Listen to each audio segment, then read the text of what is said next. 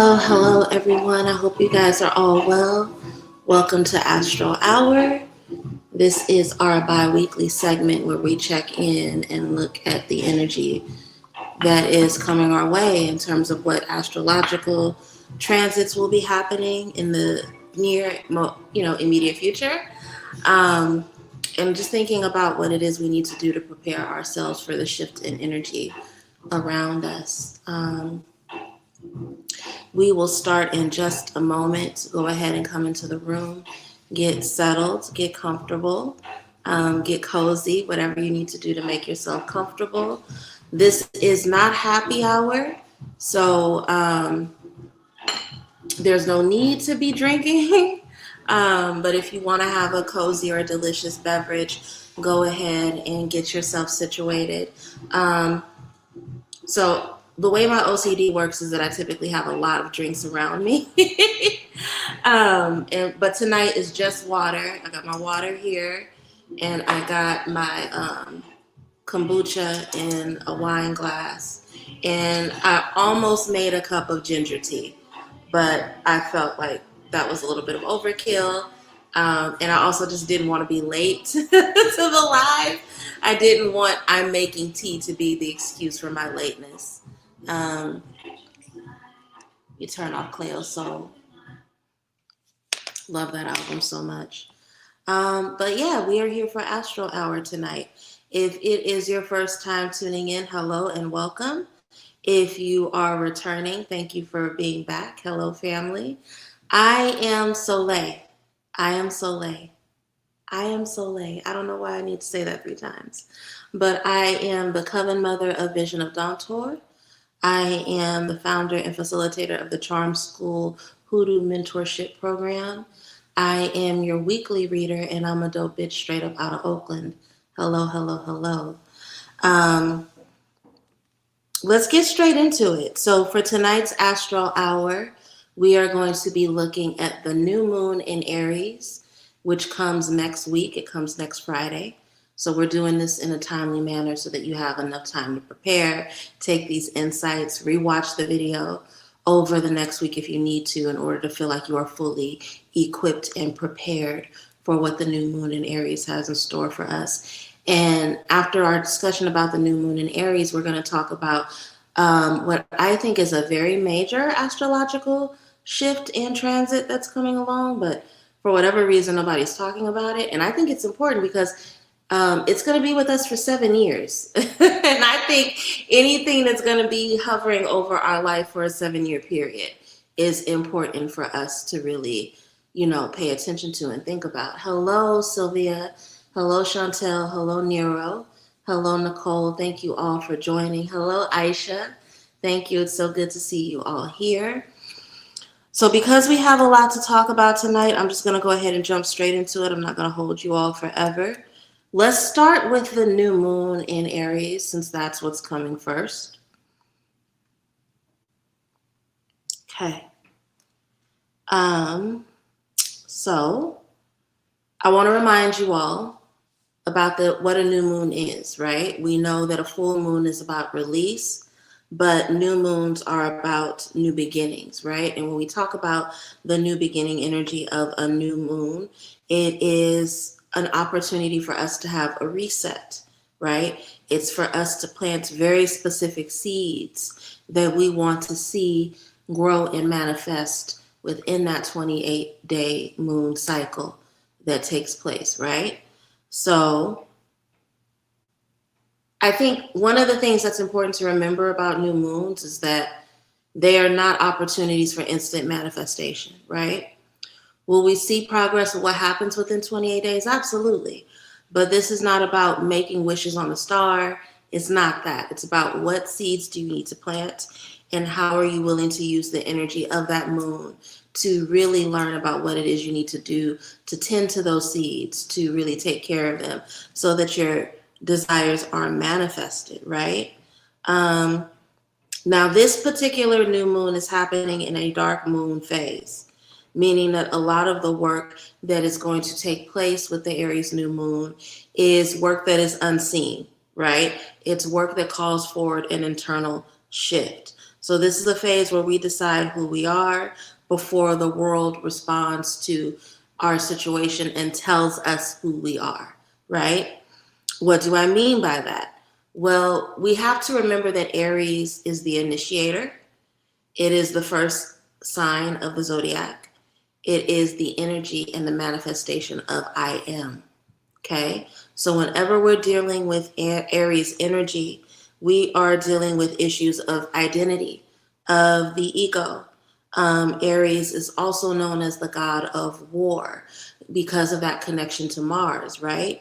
So when we are dealing with issues of Aries, we are dealing with anger, our survival instinct. But at the root of all of it, we are dealing with themes around our independence, okay?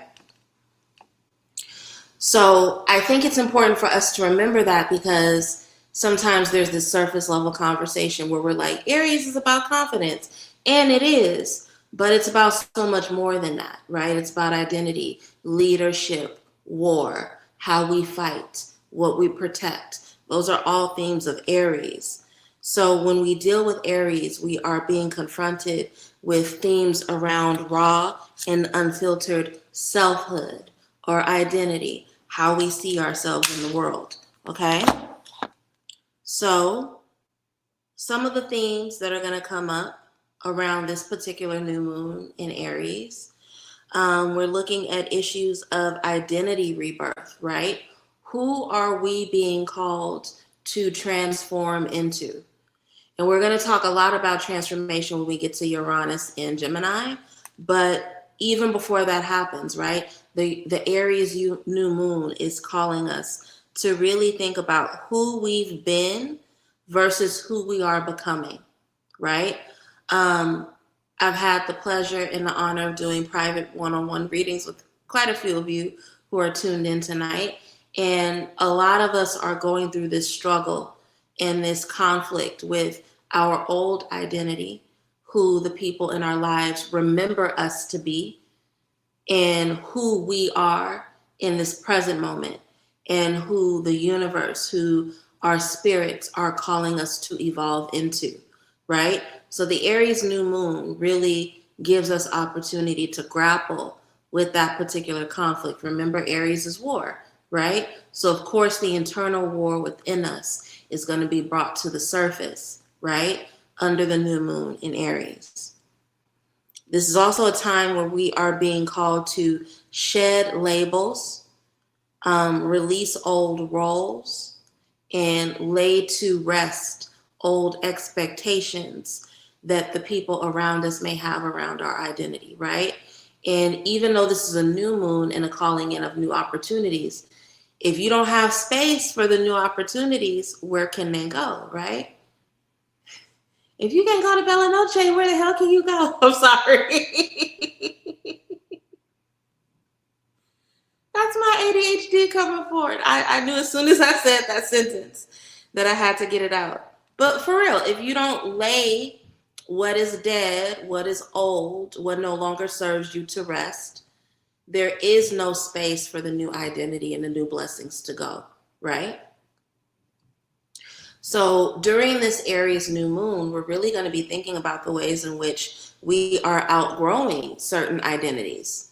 We are outgrowing certain narratives around who we are, right? And whether good or bad, part of the reason why letting go of some of them is difficult is because we may have had a sense of comfort in these old identities, right? But Aries is not about comfort. It's about action. It's about initiation. So this is an energy that's really going to propel us and force us to release these old understandings, right? Now, that's one of the positive manifestations of this new moon. You can call it negative, but it's a little neutral, right? One of the other manifestations of a new moon in Aries is, let's be real, Aries can be very emotionally reactive. Aries can be super impulsive, right?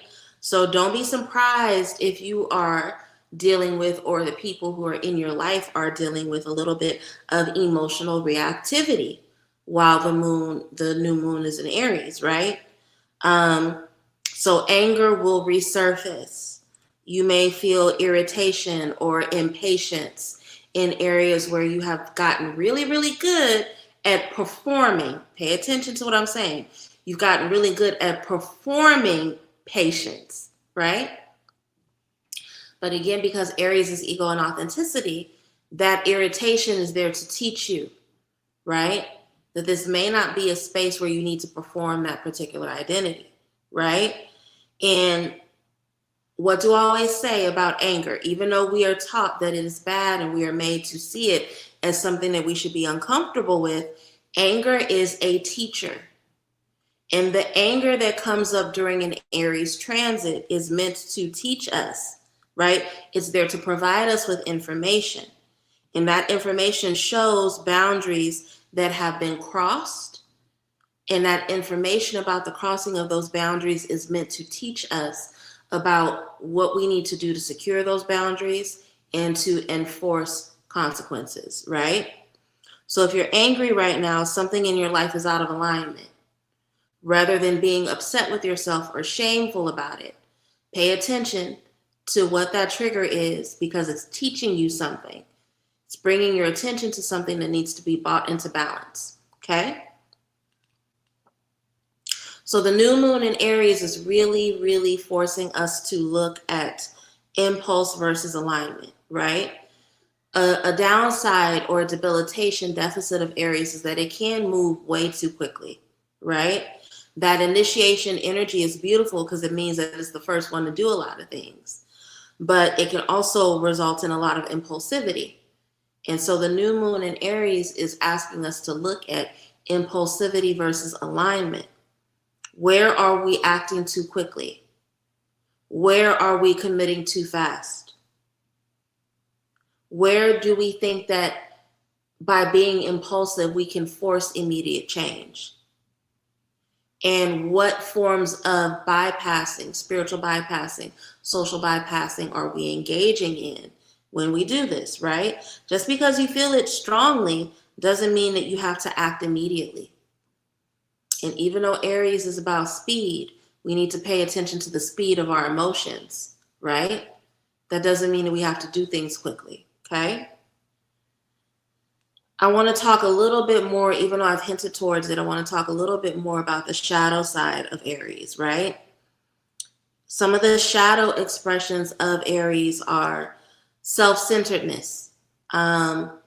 Sometimes Aries can really think that the world revolves around them. I have two, you guys have heard me mention this before, I have two younger sisters that are Aries, and even though I love them down, sometimes I have to remind them to see the bigger picture of things, right? Not to just see things from their soul perspective.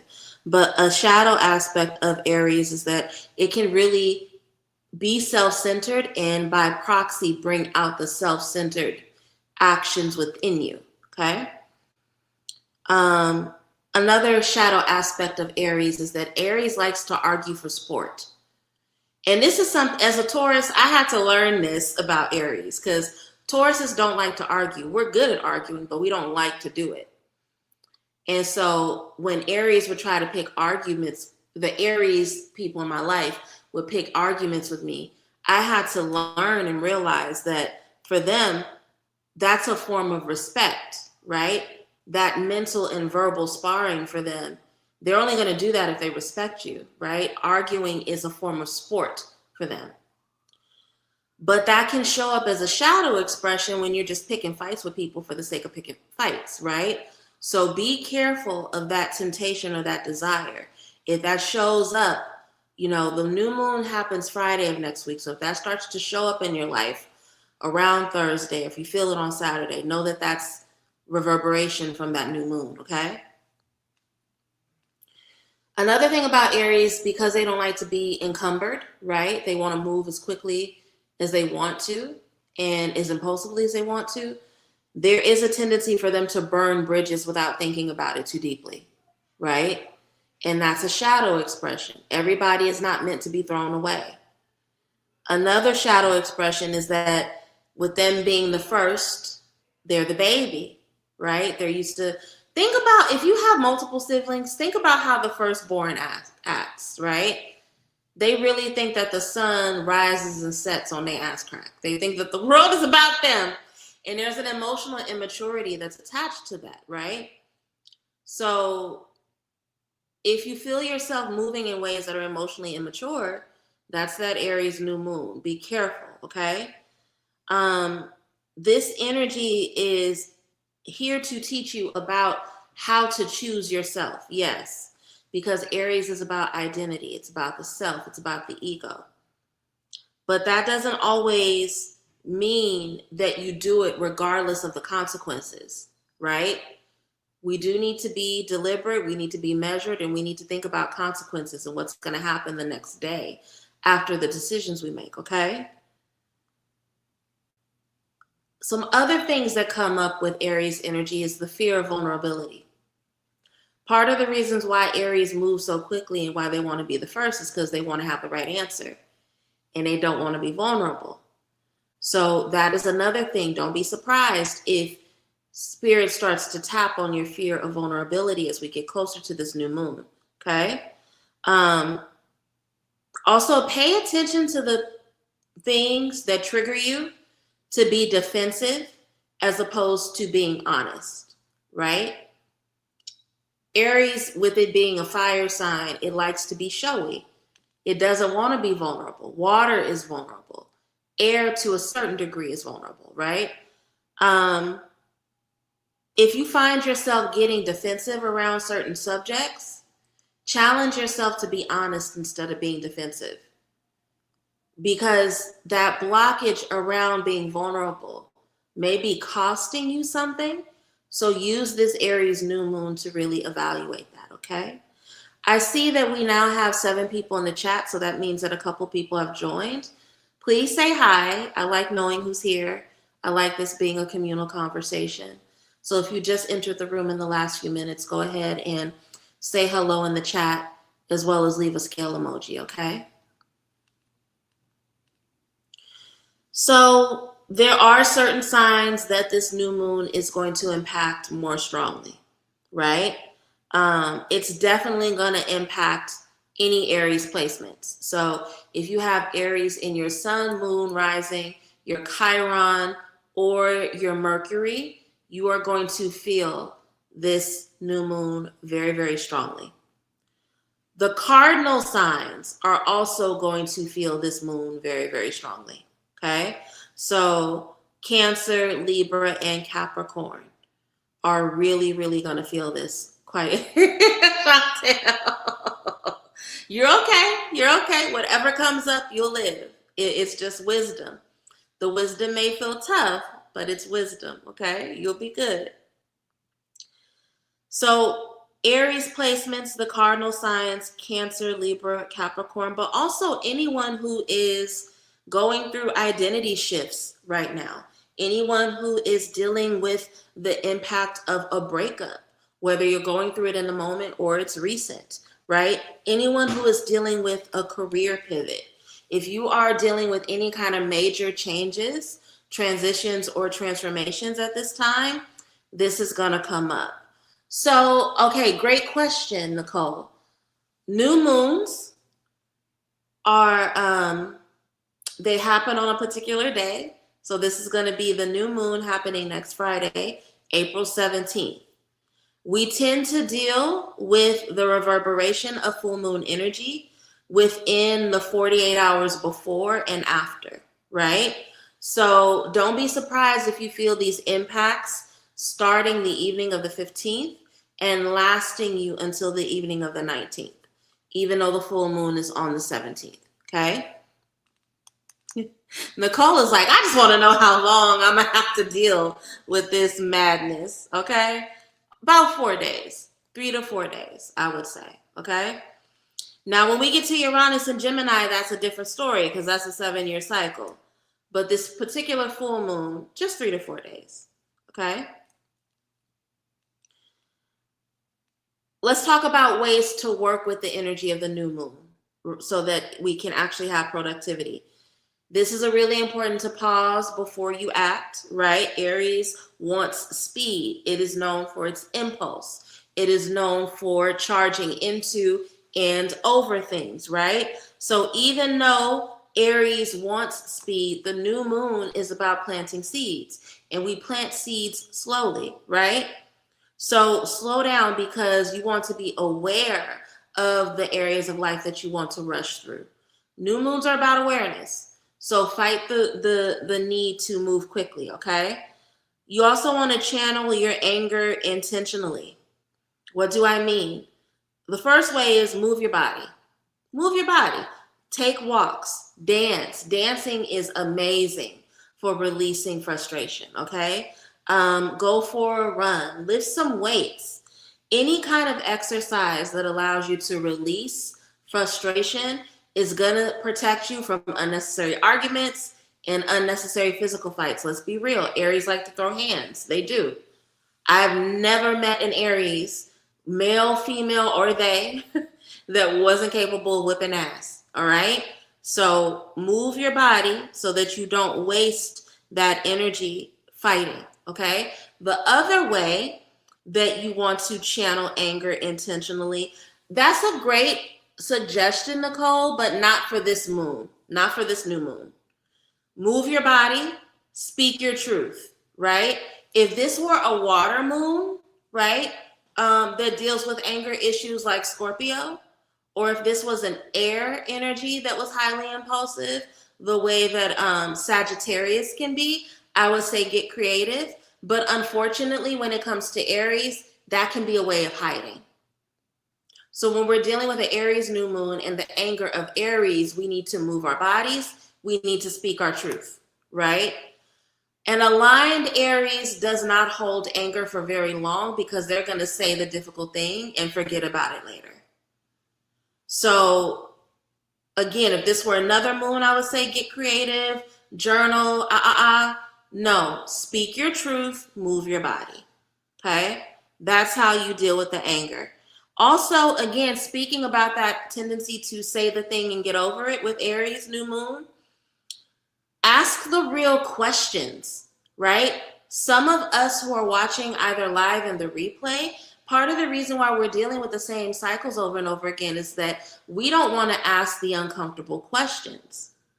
So ask yourself the real questions. Is my behavior aligned with who I'm becoming? Is my environment supporting me in who I'm becoming, or is it keeping me stagnant? Am I choosing safe conversations to have instead of the real ones, right? Ask yourself difficult questions, right? And then also we want to set identity-based intentions for this new moon, right? We talked about planting seeds, right? The things we should be manifesting and planting seeds around during an Aries new moon are about our identity and who we are becoming, right? So instead of saying, I want to get this thing, I want this outcome, I want this reward, right? Focus on, I am becoming someone who, right? I am becoming a person who receives easily. I am becoming a person who can listen. Think about who you need to be to get the things that you want and manifest an identity that makes you that person, right? I am someone who can receive love abundantly, without caution, without doubt, right? That's going to bring you closer to the relationship you're trying to manifest, right? I am someone who handles responsibility with grace, right? Who can navigate difficulty under pressure. That's what's going to get you closer to the job you're trying to call in, right? Aries is about identity. So focus on the identity that you are crafting that's going to bring you closer to what you want, okay? So that is my advice for the new moon in Aries. Let's talk a little bit about this Uranus, Gemini, Uranus in Gemini. Now on April 25th, just a couple days after my birthday, on April 25th, Uranus is going to be entering Gemini. Uranus or Uranus, whichever one you call it, but Uranus is one of those transits that last a long time. This is a 7-year transit. So when Uranus enters Gemini on April 25th, it is going to remain there until June of 2033. Okay? It's a long ass time. So prepare for it and get ready, right? Especially because, let's be real, the shifts that happen while Uranus is in Gemini ain't no hoe. Okay? It ain't no hoe. Uranus in Gemini is a timeline shift that a lot of us are not ready for. And that is because Uranus, in and of itself, is the energy of disruption and rebellion, right? When we deal with Uranus, it is about awakening through sudden shock, awe, and surprise, okay? Uranus brings change into our life without asking for permission. It's not going to give us signs. It's not going to beg us. It's not going to give us breadcrumbs. The changes in the shift of Uranus happen very, very quickly, and it is meant to disrupt patterns that we cling to. That is its purpose. That's why it is rebellion. Rebellion happens when we are clinging to old ways and we are not allowing change. Uranus comes in and it kicks the table over and it puts its feet on our couch. All right? I can understand how you would think Tower card, but I think that the change of Uranus is more Ten of Swords, right? It's much more Ten of Swords. What are we clinging to?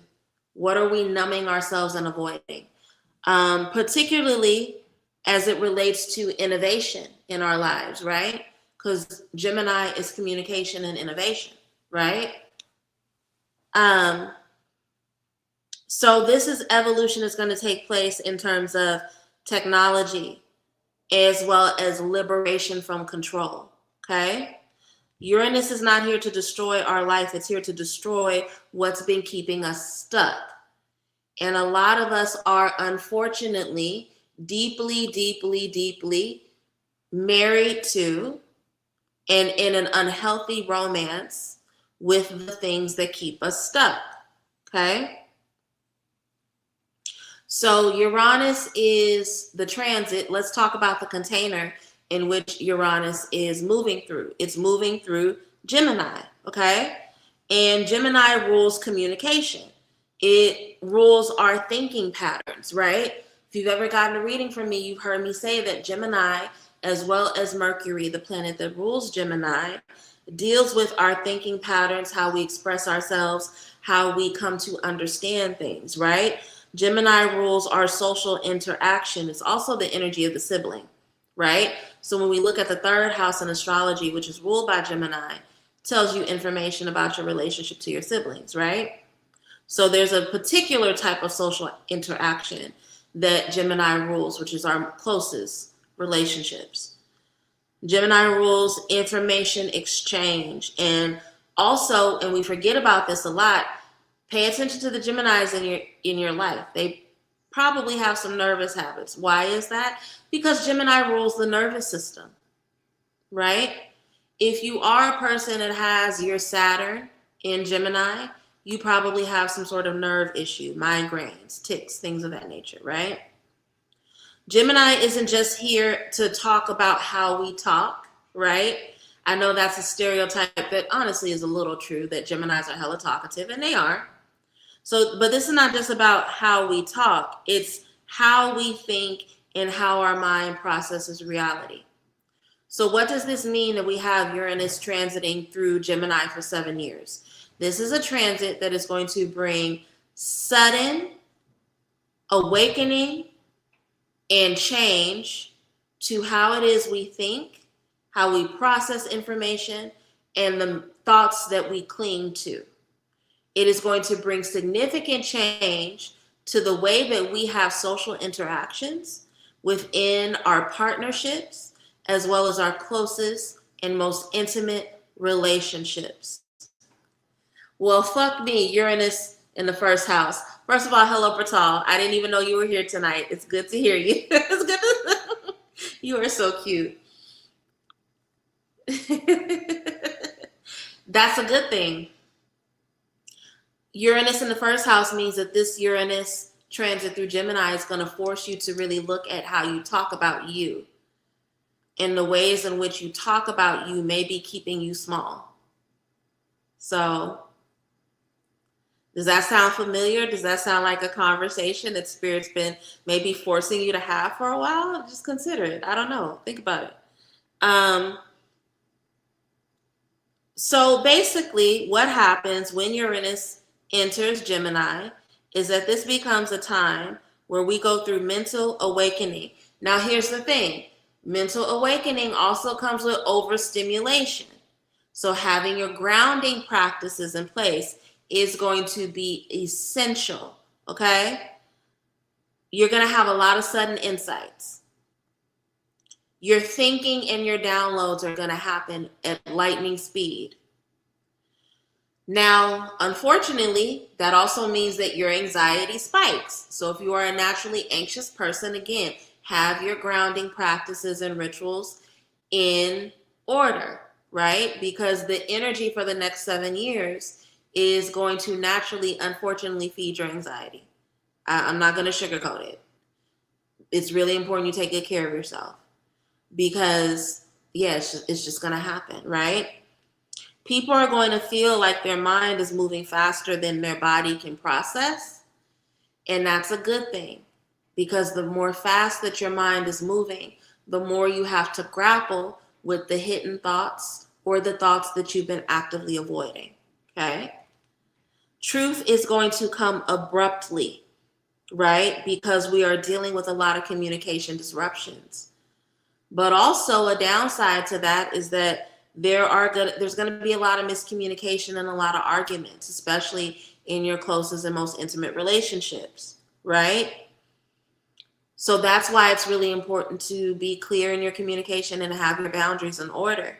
We're also going to deal with a lot of viral information cycles. Now, this is important to note because we are unfortunately in the age of AI, right? So there's going to be a lot of false information spread, a lot of information manipulation.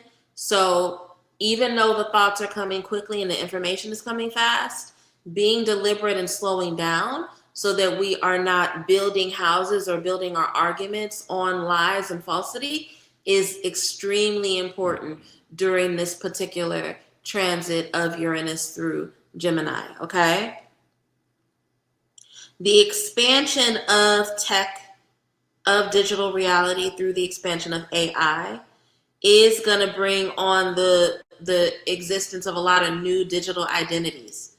What do I mean by digital identities? I mean both AI identities that people treat like they are real and human, and also people hiding behind AI identities. So slowing down, looking at what's real so that we don't get taken up by these electronic energies is going to be extremely important. What's real and what's artificial is going to blur heavily in the next 7 years. So again, being extremely grounded and discerning is a necessity while Uranus is in Gemini, okay? We'll also be dealing with an increase in psychic activity through spiritual downloads. Your intuition will increase. And that's a thing that's going to happen while AI is running amok anyway. If you are doing your spiritual work, your intuition is going to increase so that you can be protected from this, right? Don't be surprised if those of you who've been really working on your clairs have a stronger ability to channel that develops in the next 7 years. Claircognizance is really going to strengthen in a lot of people. That's sudden and spiritual knowing of what's coming next, right? And that's because Uranus transiting through Gemini forces us to really grapple with discernment versus delusion. Discernment versus delusion. If you're not taking notes, make sure you write that one down, okay? So everyone is not having a spiritual awakening. Some people are becoming more overwhelmed, but these are the people who don't have their grounding practices in order, right? Leaning into that Hierophant energy is going to be extremely important while Uranus is in Gemini, okay?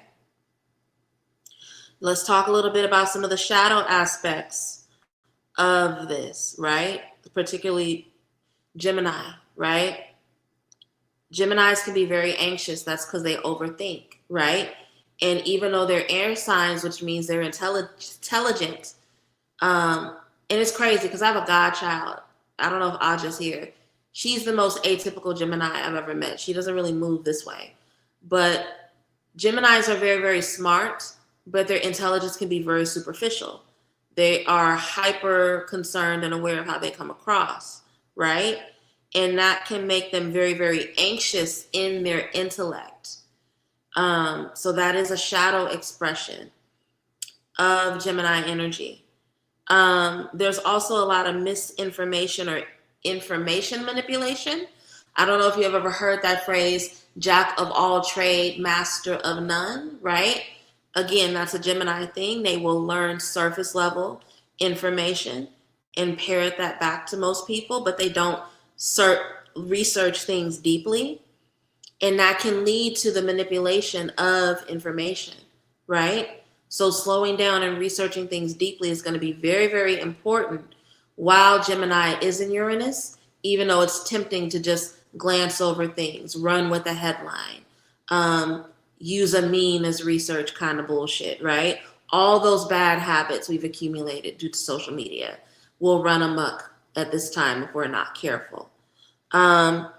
There's also a lot of gossip and social conflict that comes up. Geminis love to gossip. They love to gossip and they'll treat their gossip as fact, right? So just be very, very careful about that shadow expression. Also, fragmented attention spans. Part of the reason why Gemini is a jack of all trades and a master of none is because they don't have long attention. They're smart as fuck, but they don't like to delve deeply into things. They have short attention spans. So it's going to be really important that you are deliberate about strengthening your attention span so that you don't consume or spread around misinformation, right? This is an era of spiritual ADHD if you're not grounded. So be very, very careful. Now, who is this going to impact the most? It's going to impact Gemini placements very, very heavily. So if you have Gemini in your sun, moon, rising, Mercury, or your Saturn, as well as your Uranus, right? This is going to impact you very, very strong. Also the mutable signs. So Virgo, Sagittarius, and Pisces will be heavily impacted in these next 7 years, okay? Also, anybody that has any strong third house placements. Why is that? The third house is ruled by Gemini. So this is a great time to review your natal chart. If you've never gotten a natal chart reading and you want help with that, natal charts are on sale on my website for the entire month of April, okay? Girl, I know it's going to hit me too. My Venus is in Gemini. I understand. We both going to get kicked around for the next 7 years, but we got each other. This is why community support and being in a coven is essential, Patal. We got this. We going to take care of each other, okay? But yeah, third house placements are going to be heavily impacted. So look at your natal chart, get a natal chart reading, get familiar what's going on in your third house so that you know what's going to be triggered by Uranus being in Gemini, right? Wherever you have been stuck mentally, this is going to come through to destroy whatever has kept you stuck so that you can move through your free will, right? But it's not going to be gentle. There's nothing gentle about Uranus, right?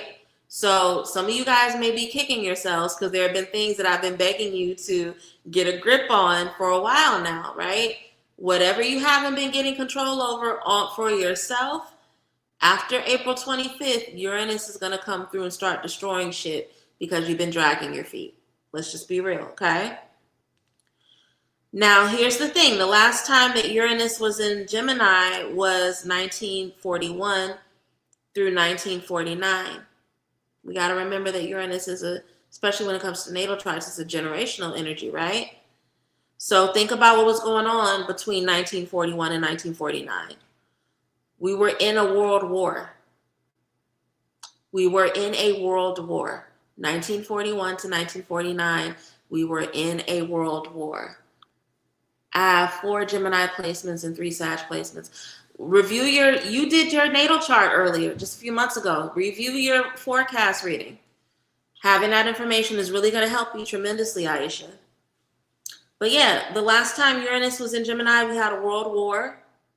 There was a rise in propaganda, right? The propaganda machine really took off, especially in the US and in Germany. We also saw the development of early computer technology, right? With radars in particular in the military, right? So some major things come about when Uranus is in Gemini. The last time this transit happened, information was used as a weapon. And that's why I'm telling you guys, pay attention. With the rise of AI, there's going to be a lot of information abuse happening. So really, really being able to discern between delusion and discernment is going to be extremely important, okay? The ways you work with this energy, again, is your grounding strategies. Limit your information intake. And when you do take in information, make sure that you have the time as well as the bandwidth to delve deeply into it, to research it, to make sure that it's accurate and true. Strengthen your discernment, right? This is a time to really develop a strong relationship with your ancestors, a strong relationship with Ori. That's extremely important right now, okay? Journal your thoughts so that you can separate intuition from fear, right? This is it's one of the most important parts of spirituality, but it's the least sexy. Nobody wants to journal for whatever reason, but it's how you come to understand the difference between your intuition and fear over time. Have habits that help you regulate your nervous system. There's going to be a lot of overstimulation in media and in technology, and a regulated nervous system is what's going to literally help you survive this period, okay? So these are the things important to think about as, after April 25th, once Uranus goes into Gemini and we have this 7 years of Uranus and Gemini.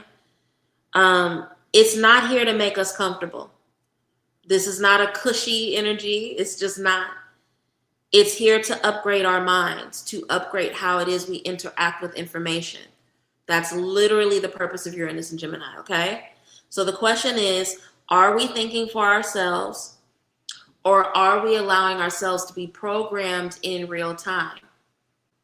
Remembering that the last time, 1941 to 1949, was when the propaganda machine really got its legs. And so now it's having a maturation moment with this next Uranus and Gemini. Are we teaching ourselves how to discern the information that's being fed to us, or are we allowing ourselves to be programmed? Okay? So those just going to go and do. Girl, no, you're not. You got too much shit to do and too many kids to take care of. Damn well you're not going nowhere. AI is taking over. My job just did a massive layoff and replaced some of. That's going to be happening a lot. People, I can remember having conversations with people where I told them, go ahead and start your small business now. Start a business, even if it's not your main focus, even if you want to keep your full-time job. Go ahead and start a business so that you have a skill set that's already developed. And people started screaming at me, liberation's not going to happen through business ownership and da-da-da-da-da. And you're a capitalist. No, I'm not. I'm the most anti-capitalist person you'll ever meet.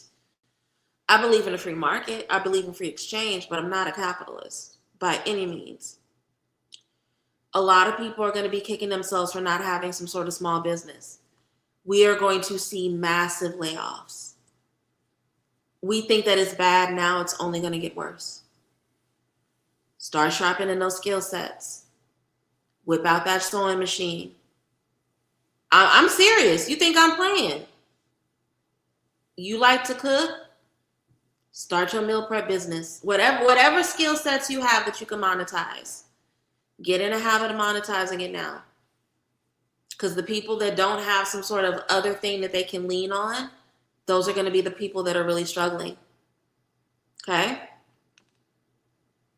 So those are my breakdowns of the new moon in Aries, as well as the transit of Uranus and Gemini. I hope that this was helpful for those who've tuned in tonight. As always, I offer readings about any of the astrological transits that I talk about. So if you would like a new moon in Aries reading, go ahead and send your offering. If you would like a Uranus and Gemini reading, go ahead and send your offering.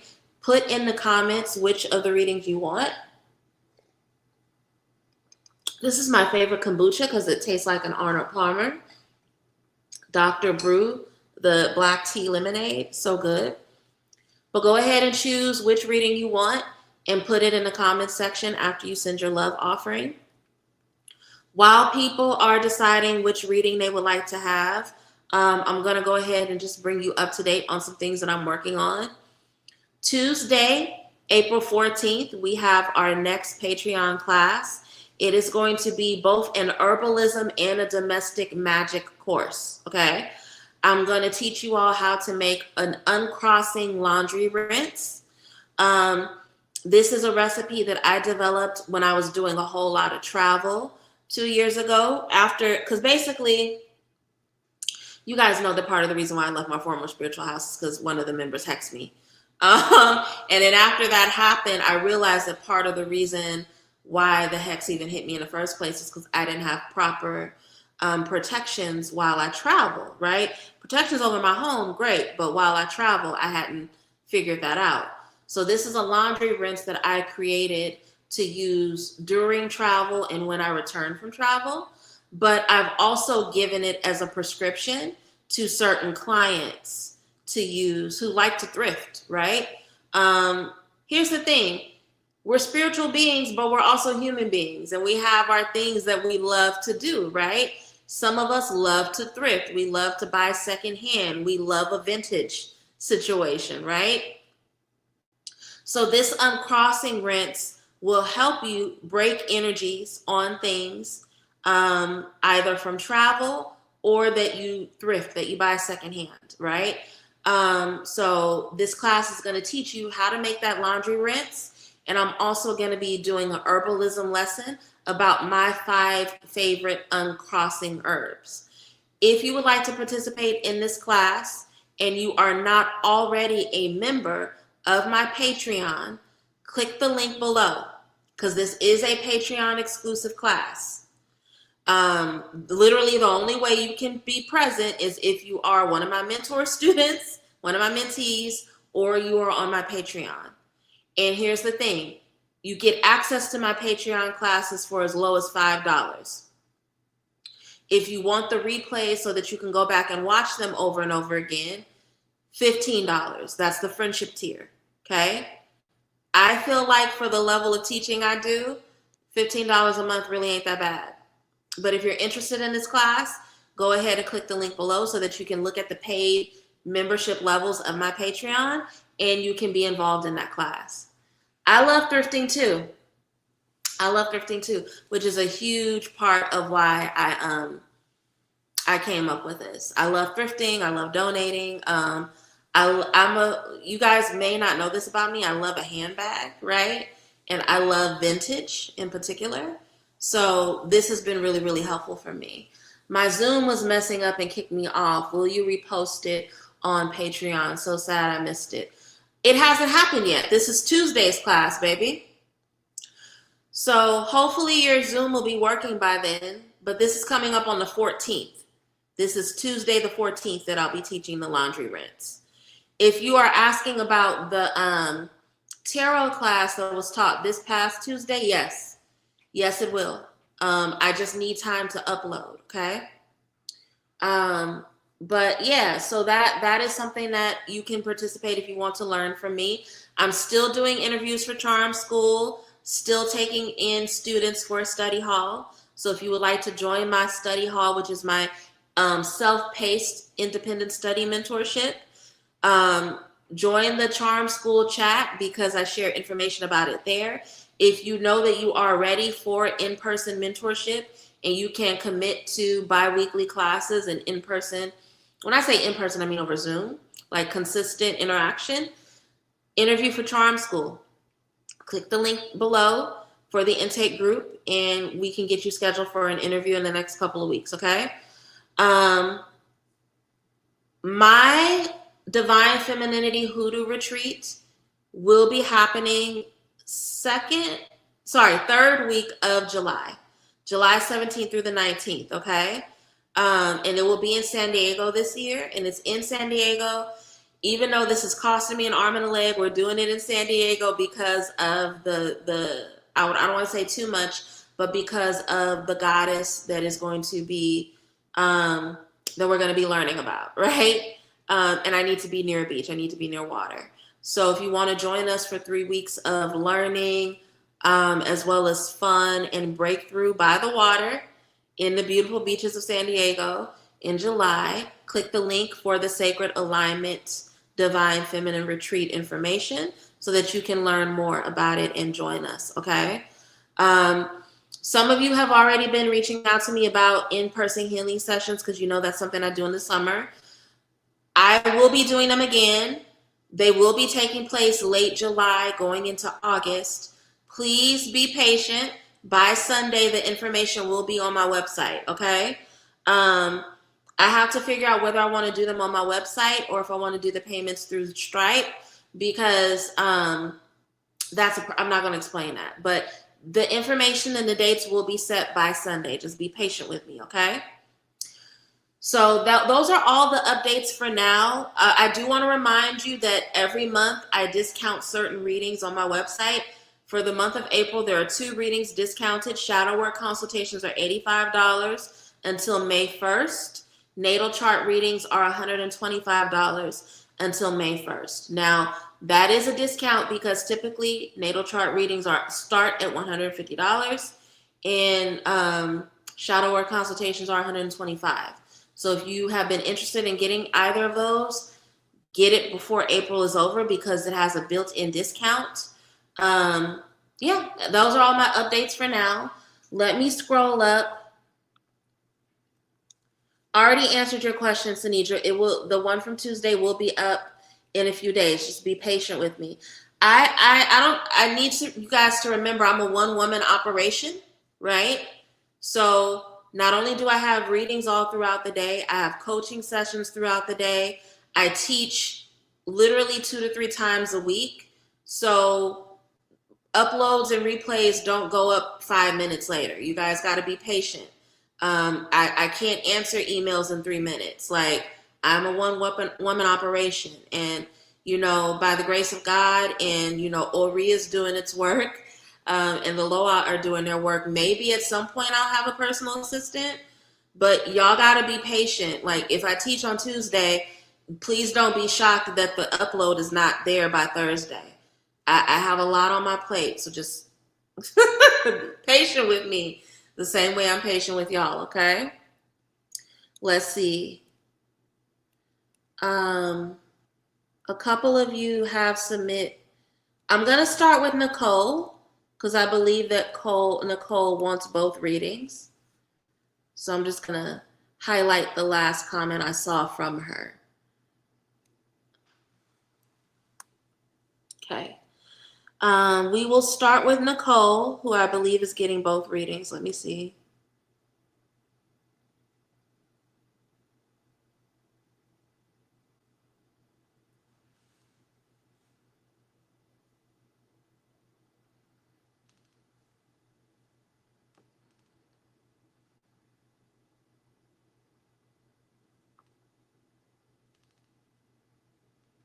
We will start with Nicole, then Chantel, then Aisha, and then Tori. And if there's anyone other than those particular ladies who would like a reading, go ahead and submit your love offering. And once I've gotten through those 4 people, I will put you in the queue, okay? But Nicole has requested both readings, so let me go ahead and start with Nicole. I'm going to start with the new moon since that comes first, Nicole. I hope that's okay with you. And with this new moon in Aries, we are looking at the energy of self-initiation, right? So what are we being called? Where are we being called to choose ourselves, and how are we being called to focus on our personal energy, okay? Ancestors, angels, ascended masters, spirits that walk with me, my elevated ancestors. Where is Nicole being called to focus on herself and choose herself? What does this new moon in Aries have to teach her at this time? Any wisdom shared is deeply appreciated.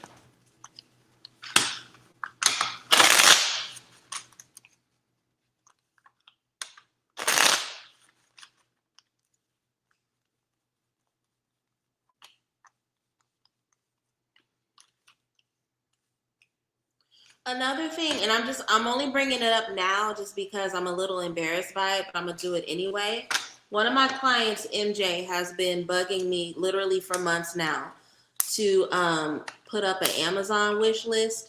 And I'm not gonna lie, I've been afraid to do it just because I don't want to seem like I'm begging. Um, but since my birthday is in a couple of weeks, I am gonna go ahead and put it up. I'm just finishing it because I don't want it to be like weird or too expensive. But when you come into future lives, if you see that there's a link to an Amazon wish list, you don't feel obligated. It's just there if you want. Because sometimes people want to give me things, but they don't have like money to give. So I don't know if that makes sense. But yeah, that is something I'm gonna put up soon. Don't judge me. I was told to do it. I was told to do it. I hope it's not weird. I was told to do it. Okay. Um, so for you, Nicole, in terms of where you are being called to choose yourself, the area of life that really requires courage and that you may have been shrinking from, I love this. The Hermit. Focus on yourself. And here's the thing, the Hermit focuses on themselves not for selfishness. They focus on themselves for wisdom development, right? The Hermit is someone who is, Hermit comes up when we have to get in attune with our own spirit, right? And have a sharpening of our own knowledge and self-awareness in our contribution to the world, right? So you are being called to choose yourself by choosing yourself and understanding that it is not a selfish act, that it gives you an opportunity to refine your inner wisdom, and that inner wisdom becomes a gift that you can then give back to the world, right? Because that's what the Hermit does. They learn a lot about a particular topic, and then they can take that wisdom back to the village, back to the rest of the world. What is blocking you from stepping into this fully? You don't like to sit with yourself for too long, right? You are somebody who, you're smart as fuck and you're sharp as a whip, but you want to move fast. You just do. You want to move fast and you want to move on, right? So the time that is required for the personal refinement for you is a little bit of an issue, Nicole. That's the thing about the Knight of Swords. The smartest of the knights, sharpest of the knights, but they are get her done, run over it kind of energy. They move very, very quickly. So for you, it's like sitting still feels a little bit like punishment because you think about all the shit that you could be doing, right? And there's a beauty to that, and that may have served you up until now, but it's not going to help you in this particular phase of life. What action aligns you with your highest self right now? 5 of Swords. Choosing your battles. Choosing your battles. Every battle is not worth having. Every fight, even if it's one you can win, is not worth engaging in, right? This is a time of peace in your life. Hermit energy requires peace. So understanding that not having certain fights doesn't make you weak. It makes you wise. It makes you somebody who is about energy preservation. And it also gives you the strength as well as the vitality to handle the actual big fights that you may have to take up in the future, okay? So that is the wisdom that the new moon in Aries has to give you at this time. Let's look at the wisdom of Uranus in this moment. Hold on, I do this every time. Give me 1 second to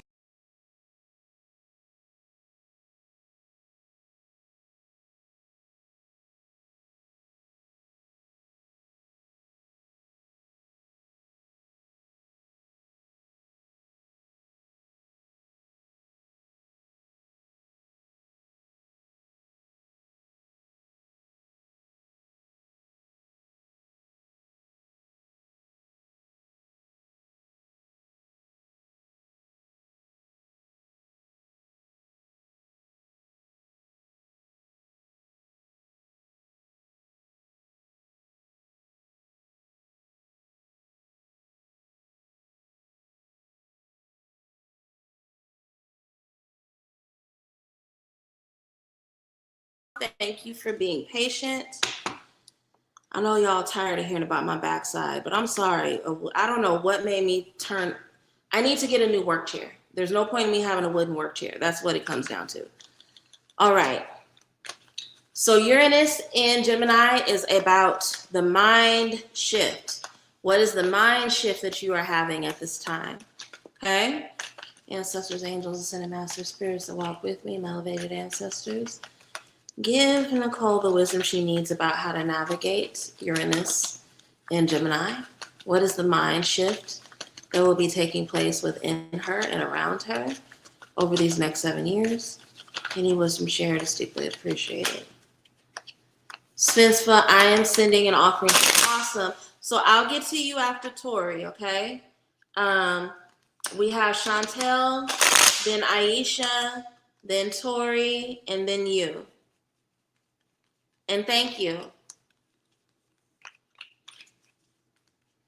And if there's anyone else that would like a reading, if you want to get both or if you just want to get one, just go ahead and say which one you'd like and then send your love offering, okay? Oh, I love these cards for you.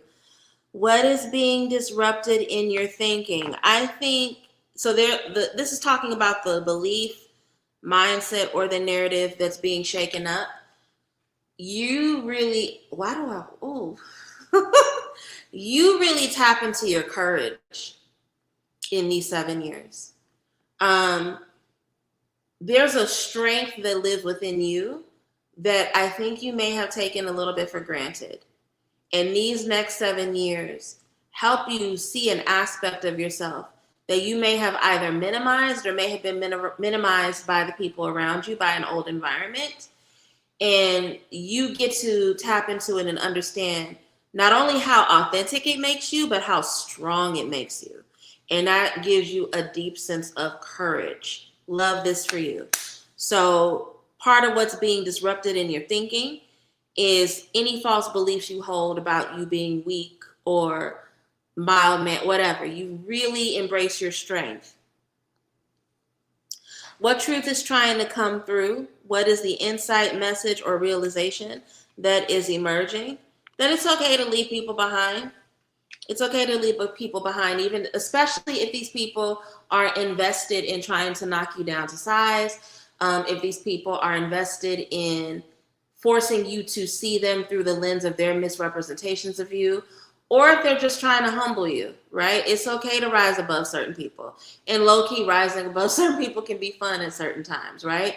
There's an unapologetic energy that you come to embrace while Uranus is in Gemini. How do you ground and use this information? This is funny. 5 of Wands. Knocking bullies in their place. You apply this wisdom without spiraling by being able to understand bullies for who and what they are and putting them in their place, right? And putting a bully in their place doesn't mean that you necessarily argue with them. It means that you don't allow them to distract you with arguments. It means that you see how weak they are instead of internalizing their behavior, right? So all 3 of these cards for you, Nicole, really talk about the ways in which Uranus and Gemini gives you an immense amount of strength, particularly around your personal identity, being very unapologetic, and not being distracted by naysayers and people that want to argue with you. Love that for you. Let me know if you received that message. Let me know if that resonated with you. Now, Chantel, which one did you request? Hold on a second. Chantel has requested both readings. Okay. We're going to start with Uranus just because I have that one open. We're going to start with Uranus for you, Chantel, and then we'll wrap up with the new moon. And again, Uranus in Gemini deals with mindset shift. So this is going to talk about what opens up for you in terms of the mindset shift that you receive while Uranus is in Gemini. Ancestors, angels, ascended masters, spirits that walk with me. My elevated ancestors, what wisdom does Chantel need at this time about Uranus and Gemini and the impact it will have over her life? How will it change her mindset? What will be released from her life in order to create breakthrough? Any wisdom shared is deeply appreciated. You are very, very welcome. Very welcome.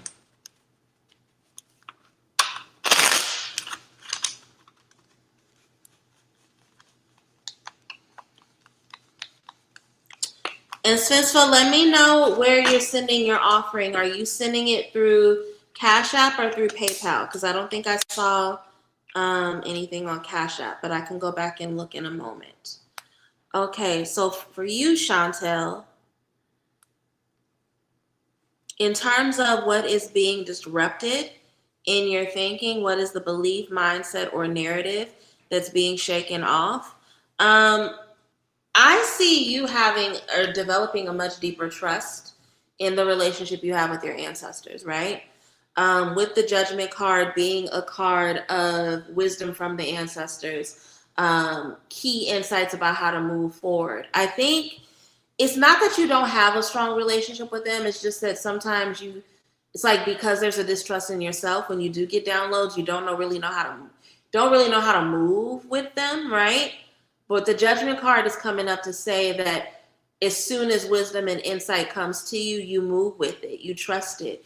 You understand when Spirit is telling you how to move and go forward, right? What truth is trying to come through? Seven of Swords. I think this is interesting because Seven of Swords. So here's the thing. The aligned definition of Seven of Swords is coming through for you. What does that mean? Everybody don't need to know your business. It's okay for you to be stealthy, right? It's okay for you to move with intention. And in fact, you get better results when you move with intention, right? When there's no need for over-explaining or letting people have a whole bunch of access into your life because all it does is encumber you and makes it difficult for you to engage in strategy and move forward, right? So I think that is a truth that becomes very, very clear to you in these next 7 years, that it's okay for you to move in ways that are strategic.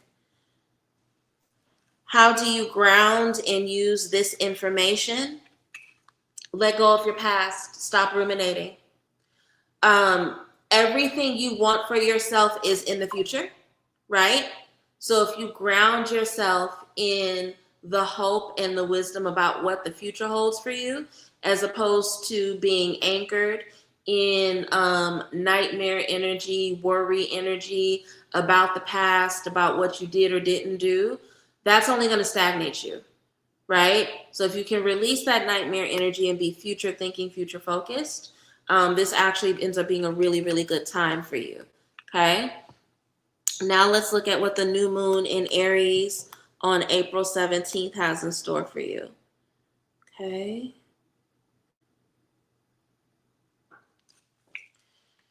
I'm actually going to switch decks because that feels right to do. I'm going to use this one. Okay.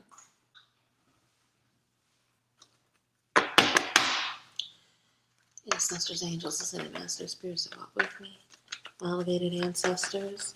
What wisdom does Chantel need about the new moon in Aries?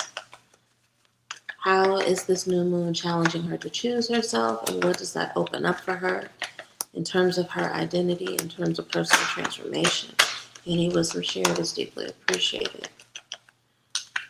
2 cards fell out, so I'm going to read those as 2 of the cards. And it's funny because one of them is a card that we got the last time.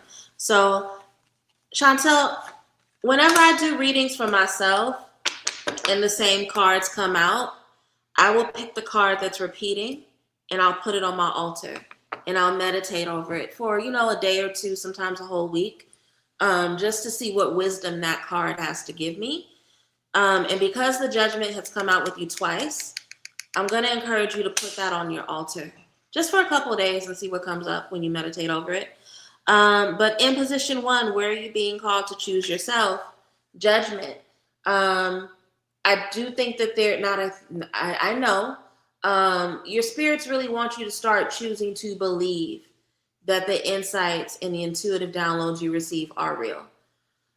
There's still a tendency to doubt things when they come to you, and that doubting can lead in a little bit of stagnation, because with the time that you spend looking for additional signs or getting external validation around what they're saying to you, it can cause you to slow down. I will do that. My right ear is ringing when you said it. Good, good. That's a good sign. That's a good sign. What is blocking you from stepping into this fully? Justice card. There's an imbalance, right? There's an imbalance. This is a karmic lesson for you, right? I think that it's not just showing up in terms of your relationship with spirits. That tendency to doubt and to overthink may be coming up in other aspects, right? So in order for you to get justice in this situation, meaning balance, right, you are going to have to really confront that tendency to doubt yourself or to doubt messages that come to you, okay? What action aligns you with your highest self right now? Love this for you, Queen of Cups. This is a time where you really nurture yourself, right? You also may want to think about, I don't know if you've ever tried water scrying, right? Really challenge yourself by spending time meditating and looking into the water you keep on your altar, see what comes up for you, right? But nurturing yourself, healing yourself, and understanding that that is a process of rejuvenation, not selfishness, right? Because this is a new moon in Aries, right? This is not an act of selfishness. Queen of Cups needs to regenerate herself and pour into herself so that she even has the capacity to take care of other people, right? So I love this message for you. Really, really learning to trust yourself starts with nurturing yourself, okay? I hope that those readings resonated with you. I hope that those answered your question. Yes, I've been doing that. Also stopped while out of town. I'll start back. Oh, awesome. Awesome. So I'm glad that there's alignment in that message for you. That makes me really, really happy. Okay. I believe Aisha is next. So let me see which reading it was that she wanted. Uranus in Gemini. Okay, I got you, Aisha. And then after Aisha, we got Tori.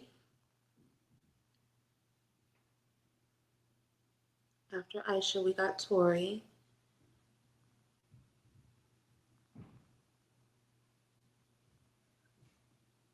Hold on a second, what's going on? Okay. And Spencer, let me know if you were able to send your offerings in, okay? So Aisha wanted the Uranus in Gemini reading.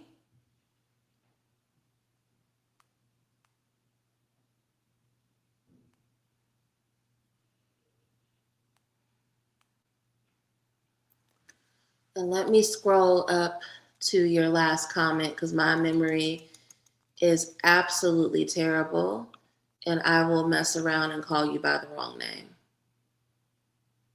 Almost 4 months without smoking weed and I still have a shitty memory. You can't undo it, children. Whatever brain damage marijuana does to you, you cannot reverse it, unfortunately. All right. Ancestors, angels, ascended masters, spirits that walk with me, my elevated ancestors, please give us wisdom. I'll let that set out. Please give us wisdom about the nature of the mindset shift that Uranus in Gemini will bring to Aisha. What do these next 7 years have in store for her in terms of transformation, with how she communicates and how she sees information, her social interactions? Any wisdom shared is deeply appreciated. And James, I see that you sent a love offering. I want to thank you for that. Did you want a reading as well? If so, put a comment down so that I know which reading to give you. And Spencer, if you are still here, let me know if you wanted a reading as well so that I can get to you after Tori. If not, and if no one else is going to submit, I'll just wrap up after Tori, okay? Let me know.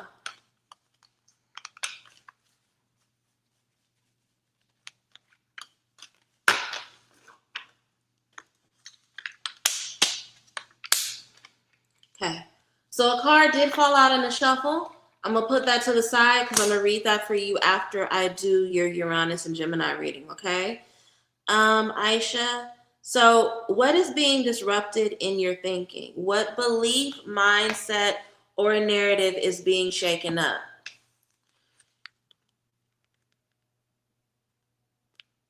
Star card. You need to have more hope and faith that the future can be different, right? Star card comes up when things are about to get better for us, and it's a sign to prepare, and it's a sign to really trust that we are ready for what is new, right? I love the imagery of the star card. Somebody recently told me, and it was when I was doing a drill session with not a drill session, a coaching session with a client. They said that it looks like the person in the star card is taking a spiritual bath. I don't know why I never made that connection, but it makes sense, right? Because a lot of times we think about spiritual bath as a cleansing to get something off of us, but sometimes it's preparation for an initiation, right? It's preparation for what's next. And so for you, Aisha, part of what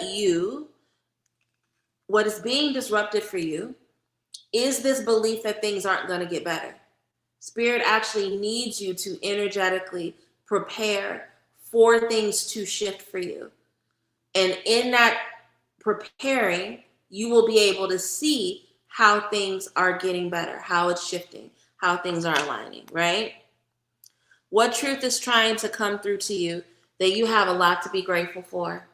The universe has blessed you tremendously. And everything that you have to be grateful for is a result of your hard work, right?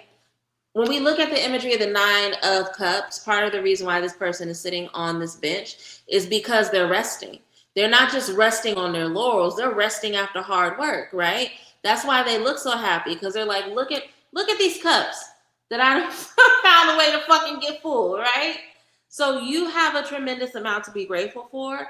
And the truth that your spirits really want you to confront is that, yes, you're blessed. Yes, your cups are full, but they're not just full by happenstance. You've done a lot to get here where these full cups are, right? How do you ground and use this information? Queen of Swords, to protect these full cups.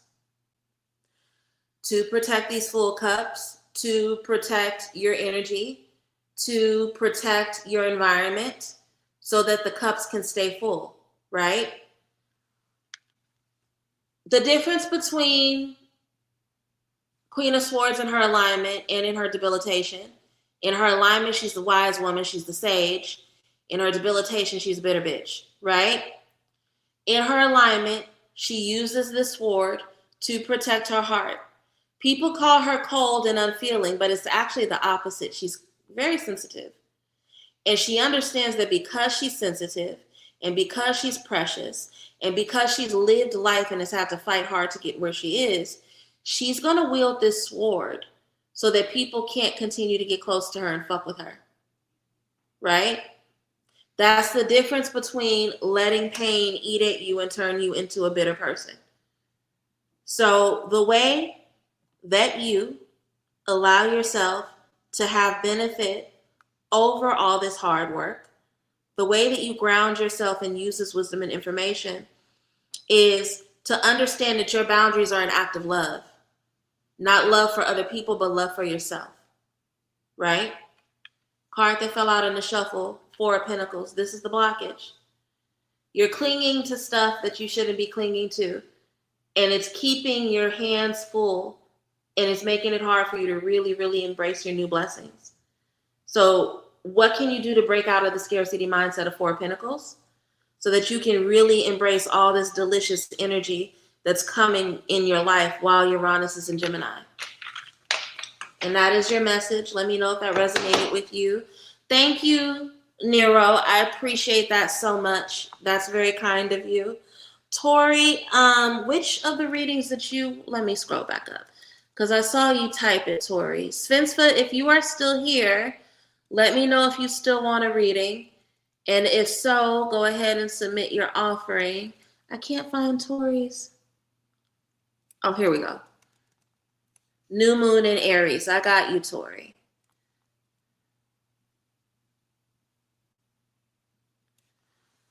All right. Now, Spencer, I don't. And here's the thing, Spencer, if you no longer want a reading, that's okay. There's no, I don't, oh, I do see it. You did send an offering. So, Spencer, you want both. I got you. Let me do Tori's new moon in Aries, and then we'll wrap up with you, Spencer. Unless there's somebody else that wants a reading, but for right now, it looks like we're going to wrap up with Sylvia. Okay.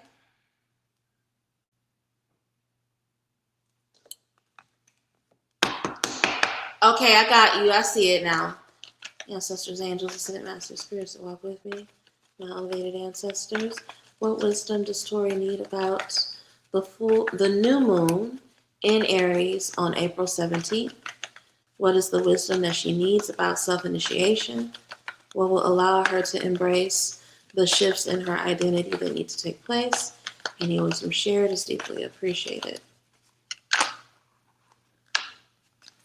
Queen of Cups tried to fall out.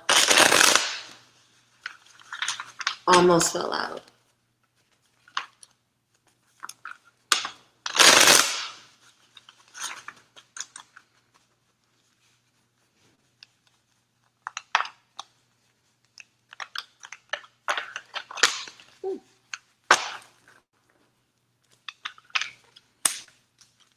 I really love Astro Hour and the readings that come with them. They help, especially for me, to process information given earlier in the lecture. Thank you. You know what? And I think I've heard, you guys heard me say this before. I almost didn't do Astro Hour. And next to the weekly energy readings, it's probably the live that you guys enjoy the most. So thank you for that affirmation. This is a reminder that I really got to start trusting myself a little bit more. Now, for you, Tori, in terms of where are you being called to choose yourself, we have the Death card, right? There's a new version of yourself that needs to show up in the world, but in order for her to show up in the world, the old version of you has to die, right? So there's a transformation that's been being called forward, and it really requires you to leave. There's some shit that you do you gotta let die. I don't know any other way to say it, right? And that's where you're being called to choose yourself.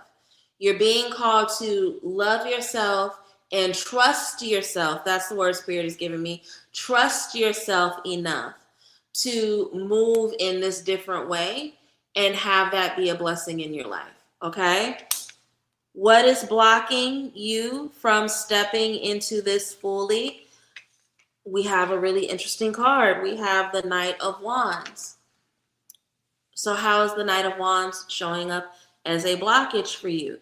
You don't want to be wrong, right? A huge part of what's keeping you in the old energy is that you don't want to be wrong, right? That Knight of Wands, Aries energy, being the initiator, they like to be the person that has the right answer, right? And then also there's an impulsivity. You want it to happen quickly, right? So there's a lack of patience with yourself around this change that's coming up. And that's starting to create a block for you. That's what's making it hard for you to step into it fully, because you feel like if it's not happening quick, it's not going to happen at all. And that shows up as a doubt, a fear, and a worry within you. Okay?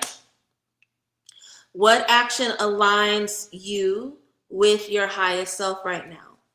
What is the bold but aligned step you need to take? Knight of Cups, nurturing yourself, making an offering, putting yourself out there. It's no coincidence that the Knight of Cups is not only the card of the romantic, but the card of the artist, right? You may be thinking that you're putting yourself out there, but you're doing it in ways that are really safe. The way that the Knight of Cups love shows up is, it's not just I like you and I want you energy. It's very much like I don't care. I will play myself. I will stand in front of your window with the boombox, right? I will sing off key at your job. I don't care. You're gonna know that I love you. You're gonna know that I love this thing.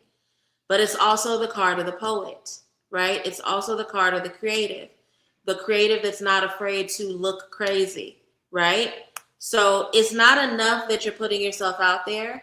There's a level of risk and vulnerability that you still haven't fully embraced, not just in terms of your transformation, but in terms of your work, right?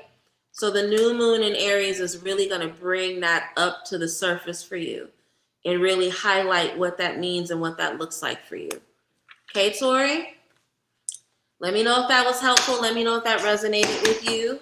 We're going to wrap up with Sylvia because my back is starting to hurt. I'm sorry. I was going to try to do a few more people if there were other folks, but I think that I need to listen to my body and go ahead and let Sylvia be the last person. So Sylvia, we are going to start with your new moon reading. And you're welcome, Aisha. I just saw you saying thank you. You're absolutely welcome, and I'm grateful that that resonated. You're welcome, Tori. Anytime. All right. Ancestors, angels, ascended masters, spirits that walk with me, elevated ancestors. What wisdom does Sylvia need about the new moon in Aries? What wisdom does this new moon have for her in terms of personal breakthrough and self-initiation? What will this new moon in Aries highlight for her? What is the wisdom here? Any wisdom shared is deeply appreciated.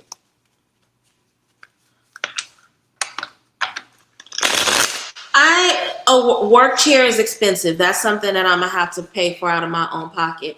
I'm trying to have the wish list be things that are smaller and affordable. I don't feel right putting a work chair on my Amazon wish list. I thank you for the suggestion, but that feels a little big. I'm gonna be real. Like, it's one thing for me to put books and things on my wish list and paint brushes and stuff, but a chair feels, let me sit with that. Can you tell I have issues with receiving? Can you tell? I hate when this happens. I hate when somebody asks me something and it puts my own personal stuff on blast. But short answer, Nicole, no, I don't have that on there. I don't. Let's see. Okay. So Sylvia, in terms of the new moon and where you are being called to choose yourself, what area of life requires courage right now? There's some sort of move or travel that you need to be doing, right? And I think you may be deprioritizing it. I know you have a lot going on in your life, like you're planning a wedding and all kind of shit, right? But you can do both, right? There's some sort of step forward in terms of securing your legacy, right? Because the Three of Wands is one of the cards that's linked to the Emperor. There's some sort of step in terms of securing your legacy and the kind of life you want to build for yourself that you really need to trust yourself to take, right? Because Three of Wands is not simply about travel. It's not simply about the next steps. It's about the trust that's involved in going out and venturing out and exploring a new landscape, right? What is blocking you from stepping into this fully? You don't fully understand that even though this is a personal journey you need to take, it puts a deposit into your ancestral treasury, right? There's a disconnect there. So you're being called to do this. Part of you feels like you're going to be selfish in doing this, but your ancestors are saying, no, you actually need to do this in order to progress the lineage, right? This actually becomes yes, it's a personal experience for you, but it becomes a blessing to the bloodline, right?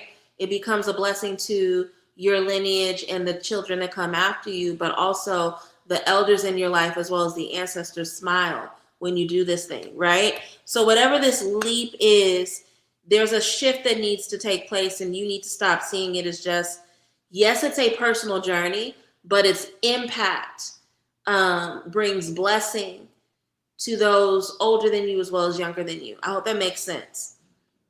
What action aligns you with your highest self right now? I love this for you. Tradition and memory making is very important for you right now. And again, that's another part of the reason why Spirit is saying go ahead and do this leap, do this thing now while you are young.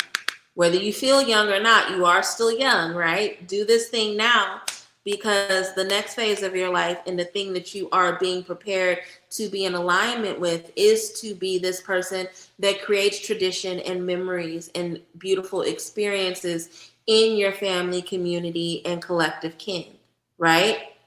So the whole new moon in Aries gives you insight into how your personal journey and breakthrough not only positions you for increase in terms of wealth in your ancestry, but also puts you in a position of being able to make fond memories and create hope within your family, if that makes sense. Now we're going to look into what Uranus and Gemini has in store for you.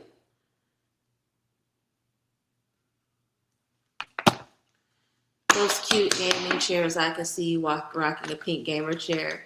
My nephew said that to me. It's so funny that you say that. Ancestors, angels, ascended masters, spirits that walk with me. My elevated ancestors. What is the mind shift that is coming into Sylvia's life as a result of Uranus entering Gemini? How will this transit impact her life, her perspective? What transformation will it bring to her? Any wisdom shared is deeply appreciated.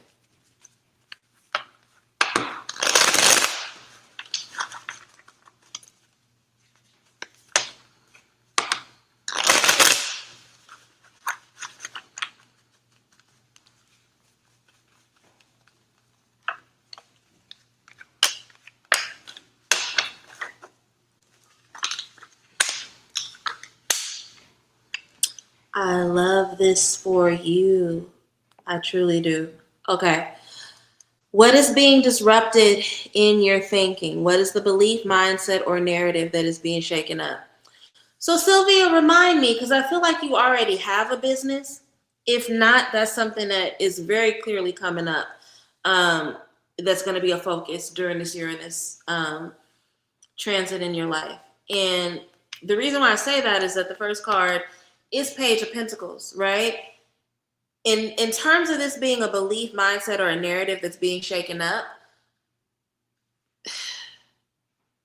you already know a lot. You like Page of Pentacles is the apprentice, right?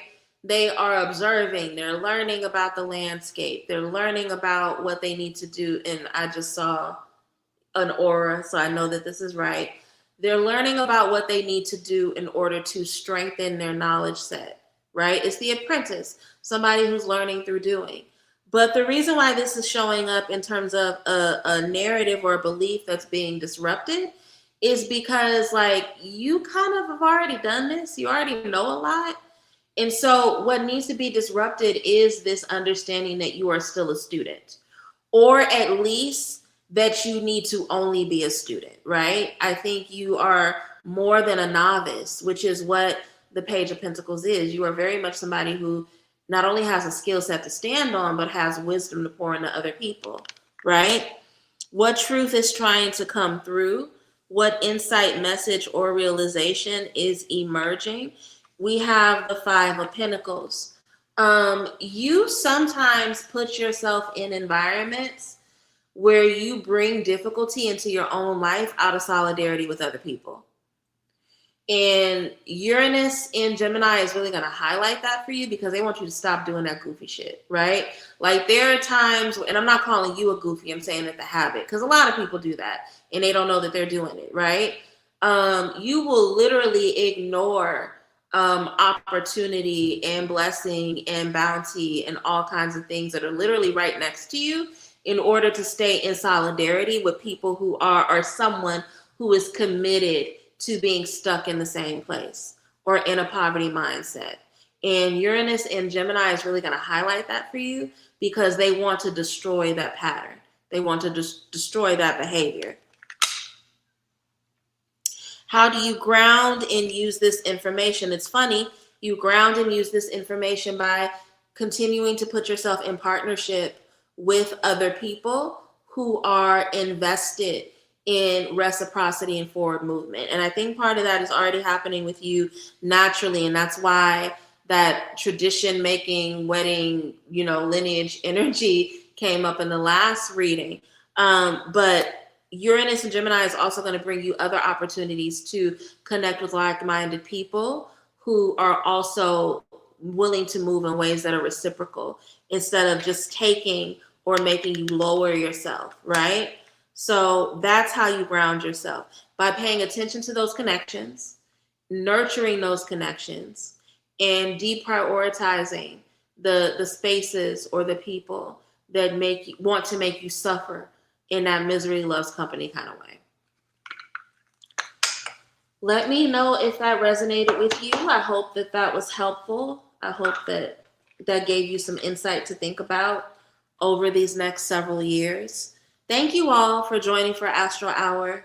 Thank you so much.